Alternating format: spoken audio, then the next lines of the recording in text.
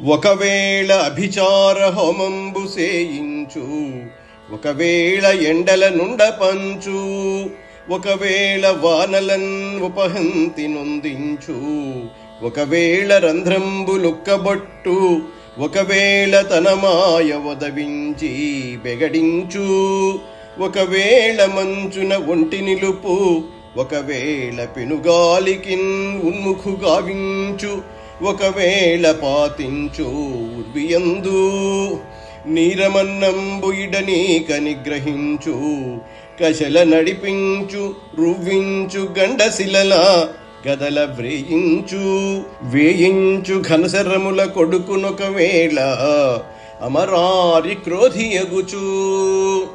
అంతులేని కోపంతో ఆ రాక్షసరాజు తన కొడుకును సంహరించటం కోసం మారణహోమం చేయించాడు.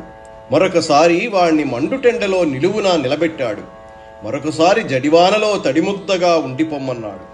మరొకసారి బాలుని నవరంధ్రాలు మూయించి ఉక్కిరిబిక్కిరి చేయించాడు. మరొకసారి వానికి తన మాయ చూపించి భయం కలిగించాడు.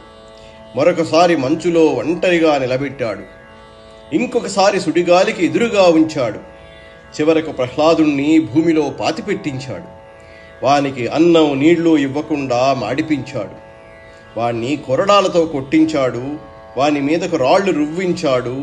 వాణ్ణి గదలతో బాధించాడు. వాడి బాణాలు వాడి మీదకు వేయించాడు. కోపంతో ఒళ్ళు తెలియని క్రూర దానవుడు కొడుకుపై చేయరాని ఘోరాలన్నీ చేయించాడు. ఇంకా అనేక మారణోపాయాలతో ఏ పాపం ఎరుగని ఆ పసివాణ్ణి చంపాలని చూశాడు. ఎలాగైనా రూపుమాపాలని అనుకున్నాడు. కానీ సాధ్యం కాలేదు. అందుకని రాక్షసరాజు చాలా దిగులు పడ్డాడు. చివరకు ఏకాంతంగా ఇలా ఆలోచించసాగాడు.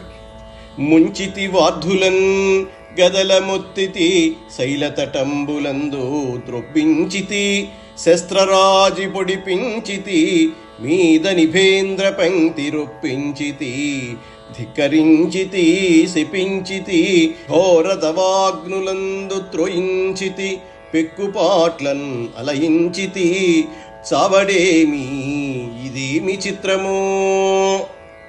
ఈ బాలుణ్ణి సముద్రాలలో నెట్టించాను, గదలతో కొట్టించాను, కొండల మీద నుంచి త్రోయించాను, ఆయుధాలతో పొడిపించాను, ఏనుగులతో త్రొక్కించాను, నిప్పుల్లో నెట్టించాను, కొట్టాను, తిట్టాను, అవమానించాను, పలు విధాలుగా బాధించాను.